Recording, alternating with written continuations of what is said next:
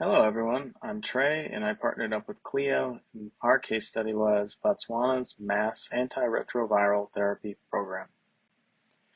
So for a little background, in 2001 there were roughly 320,000 Botswanans, technically it's not a word, so Botswana, were living with HIV, and that was slightly greater than 1/4 of the entire population.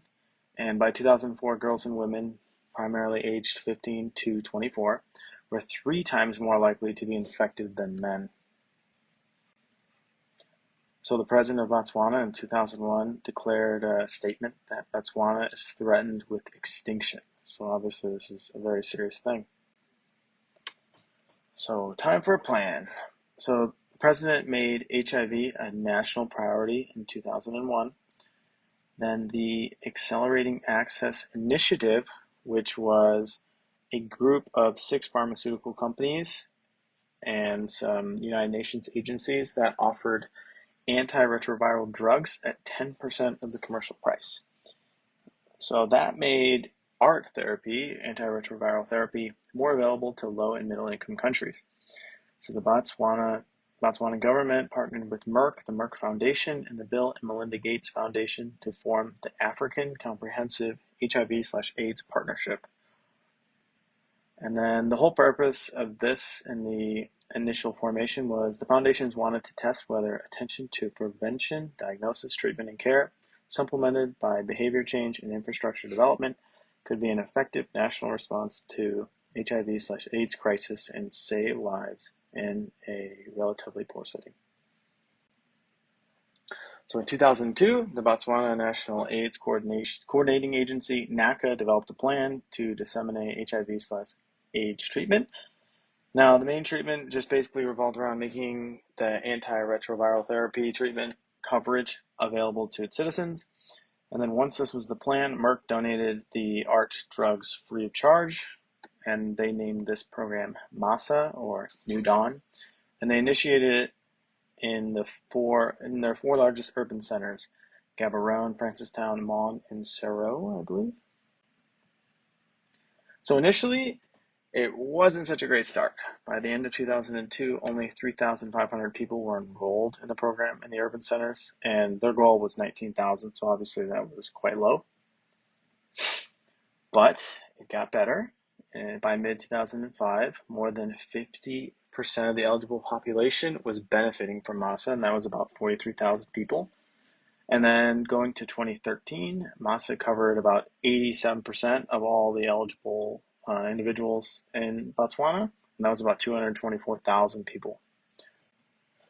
So, what caused the change in success? It was their increased testing of the population, decentralization of the program to satellite districts. They outsourced HIV testing and ART provision to Botswana's private sector, and they expanded the eligibility for the population. Additionally, they invested a lot in capital, which was very beneficial. They strengthened and created new treatment resource centers, laboratories, and dispensing clinics. The treatment and dispensing clinics also obtained and they distributed CD4 count and viral load machines. Now, this enhanced patient monitoring. Additionally, a computerized patient management system tracked patient adherence and adverse reactions, which also helped patient monitoring. And then doctors, nurses, counselors, pharmacists, pharmacy technicians, and lab workers were all trained throughout the country.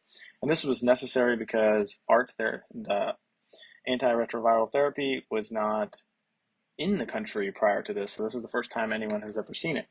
So they hired in local and foreign HIV/AIDS experts, including people from the Harvard AIDS Institute, and they were all trained in ART. So adjusting to the virus, as we know, HIV mutates at a very fast rate. So by 2010, many in Botswana had developed ART-resistant HIV. So at that time, there was also development of new drugs with fewer side effects. So the government instituted the new drugs, and then Merck donated these drugs free of charge. So the impact. AIDS-related deaths in Botswana. In 2002, it was around 21,000 people died from AIDS, and then in 2013, we're looking at about 5,800. So it was a great reduction. Other impacts, a nationwide scale up of art, and then all eligible residents had lifelong treatment. And then they steadily expanded criteria for eligibility, which helped a lot. Additionally, they had adherence rates to the medications of about 85 to 90%, which is higher than those observed in the United States, which is around 70. So it's better, but there still needs to be more work done. Coverage is still not universal for everyone in Botswana. The prevention efforts have dawdled, and those at the highest risk, which are female sex workers and men who have sex with men, they are excluded from prevention plans. And a part of this is because there are laws prohibiting same-sex relationships, and sexual orientation stigma have made this outreach very difficult.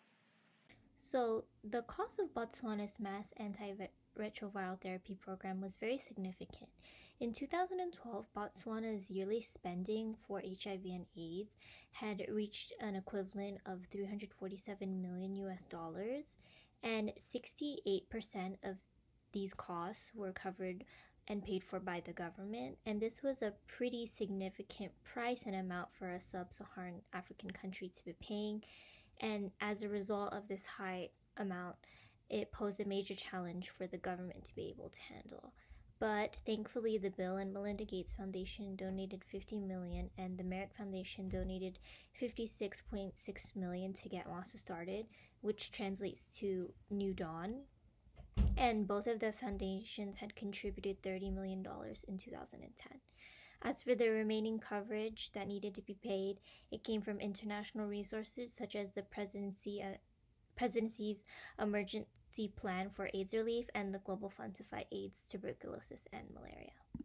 So the cost of Botswana's mass antiretroviral therapy program continued. In 2014, the treatment cost for Botswana's national antiretroviral therapy program was estimated to cost 480 US dollars per person. And by the year 2030, they believe that the ART, or the antiretroviral therapy program, is expected to increase and therefore cost about $600 per person. And this price increase is due to a growing necessity for second line and third line antiretroviral therapy program, because the virus became more resistant to the first line option that was available and being given to patients. Therefore, this second line and third line is needed. But researchers from the Million Save estimate that the reports and decreased mortality rates led to nearly 114,000 averted deaths, and also this translated to over 8 million disability adjusted life years that were averted thanks to the program. And the government estimates that cost per patient year, they had calculated a cost effectiveness ratio of $475 per disability adjusted life years from 2002 and 2010. So there were many reasons why Botswana's mass antiretroviral therapy program was successful. One of those reasons was because of President Festus Mogai's leadership. He was Botswana's president from 1998 to 2008, and because of his leadership combined with Botswana's stable economy is one of the reasons the program had thrived. Botswana also has a really strong network of public clinics and hospitals within their practical public health system, so that was another reason why this therapy was able to thrive, because within the system there was high levels of agreement and adherence for the program amongst the general population. As for adherence to the program, it was tracked using computers, and this was able to assist adherence counselors to encourage and engage people about art so that they could get treatment with a partner or buddy. And patients got art on a monthly basis and were in contact with health workers who spoke about adherence information. Another reason why the program was successful because of Botswana's government leadership. They took the program very seriously because they wanted to help battle the issues of the social stigma that had surrounded AIDS, and they were able to kind of combat that stigma through the promotion of HIV testing. And in 2004, the government had expanded and promoted the transformation of one of the aspects of the program by transforming it to an opt out program. And this is where healthcare providers were now offering testing as a part of routine doctor's visits. So people were able to get tested when they went to the doctors. And also, President Mugai showcased his leadership and his public commitment to this policy change by taking an HIV test on live television. And this was really important because by taking this test, it promoted the test's effectiveness and safety, and it was able to transform and change people's mindset about the virus because people started to become more aware of what their health status was.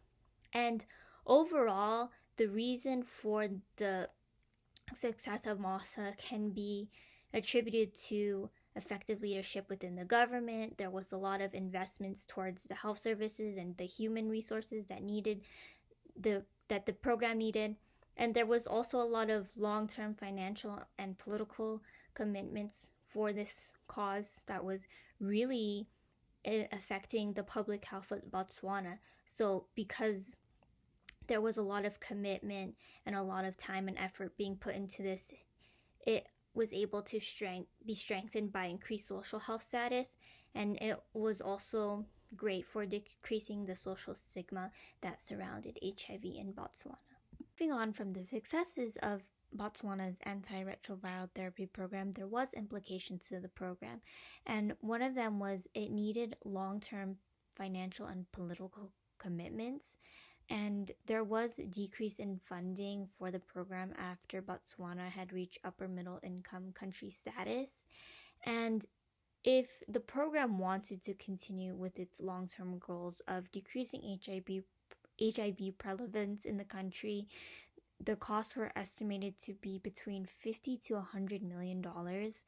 And in addition to these heavy costs, it was going to be a heavy burden and strain on Botswana's healthcare system because there were many people that needed to be cared for in the program. And in 2010, there was a decrease in governmental health staffing. And as a result of this hindered the national HIV response effort. And because the HIV response was hindered, this resulted in failure rates in the antiretroviral therapies ability to decrease and repress HIV rates overall. And HIV rates in Botswana are still prevalent. Botswana has the highest adult HIV prevalence rate in the region at 23%. And the most vulnerable groups and the most affected are female sex workers, as 2 out of 3 are HIV positive. And HIV testing rates have remained the same and they have stayed stagnant, so they have not increased. And due to this, less than half of young people can correctly describe how to prevent HIV in the first place. All right, 3 ways that the case study applies to the course material. HIV is extremely prevalent in Botswana, with 23% of the population being infected. And that coincides with the lecture material that 71% of persons living with HIV globally reside in sub-Saharan Africa. Also, HIV is a highly mutable virus that results in drug resistance, which was seen in Botswana and required newer and more art therapies to overcome. And last, girls and women aged 15 to 24 were disproportionately affected in Botswana. They were 3 times more likely than men their age to contract HIV. And this correlates with the lecture material that the common mode of transmission in sub-Saharan Africa is unprotected sex. These are our references, and thank you so much for watching our presentation.